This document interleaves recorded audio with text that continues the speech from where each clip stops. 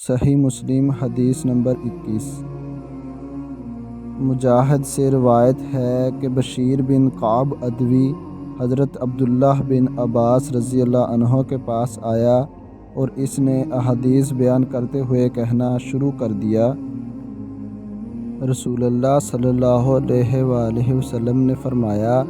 حضرت ابن عباس رضی اللہ عنہ نے یہ رویہ رکھا کہ نہ اس کو دھیان سے سنتے تھے نہ اس کی طرف دیکھتے تھے۔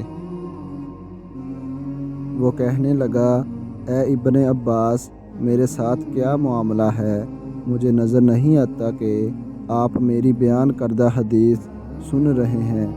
میں آپ کو رسول اللہ صلی اللہ علیہ وآلہ وسلم سے حدیث سنا رہا ہوں اور آپ سنتے ہی نہیں۔ حضرت ابن عباس رضی اللہ عنہ نے فرمایا، ایک وقت ایسا تھا کہ جب ہم کسی کو یہ کہتے سنتے، رسول اللہ صلی اللہ علیہ وآلہ وسلم نے فرمایا، تو ہماری نظریں فوراً اس کی طرف اٹھ جاتیں اور ہم کان لگا کر غور سے اس کی بات سنتے۔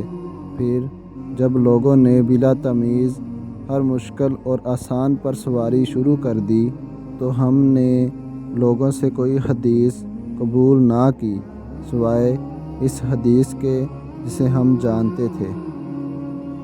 ایسی مزید ویڈیوز کے لیے ہمارا چینل سبسکرائب کریں اور بیل آئیکن ضرور دبائیں تاکہ ہر نئی آنے والی ویڈیو آپ تک پہنچ سکے۔